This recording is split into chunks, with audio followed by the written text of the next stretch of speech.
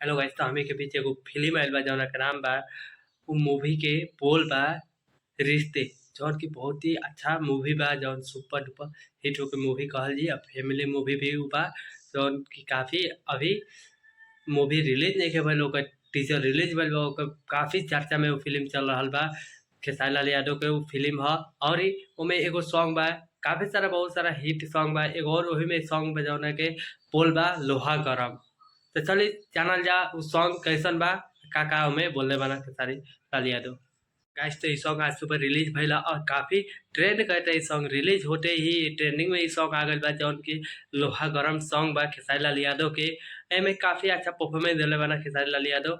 और ये एकर बात कइल जाए तो ई बहुत ही अच्छा सॉन्ग बा और हिट सॉन्ग बा। ई जौन हीरोइन बाड़ी उ का कहतारी कि बानी सुंदर खानदानी सबे कहे जिया रानी।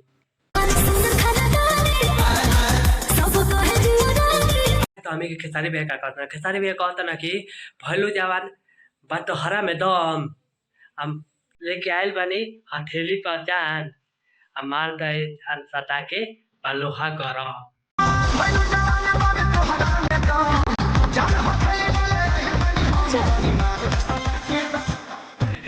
कहता ना कि करती ना कहियो उपवास एगो रखो रहतू के चंपरा से गोरख को।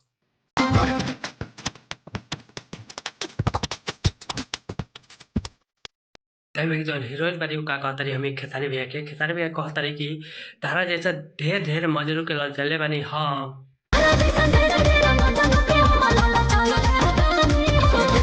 खेसारी भैया का कहता ना कि देखे में गोरी लागत तारू तू बम फेंक द कि हो जाई खत्म।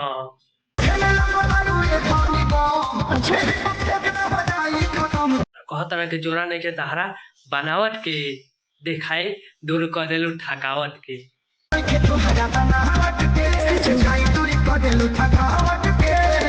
रोज अपन खूबसूरती के राज बताओ तरी कि ओठ पर लगा के लिपस्टिक लाल, गाली पर क्रीम लगाई ले, और ये पेन के डरे से झलकौआ गली में लाल।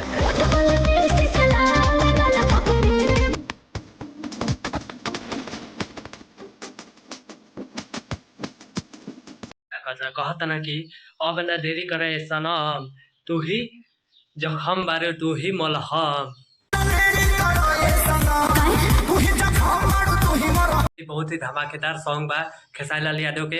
अगर वीडियो अच्छा लगल तो चैनल के सब्सक्राइब कर लो और वीडियो को लाइक कर लो और ज़्यादा से ज़्यादा कमेंट कर लो वीडियो पर, ताकि आप सभी खाते हमेशा वीडियो लावत रही और मजा आवत लो।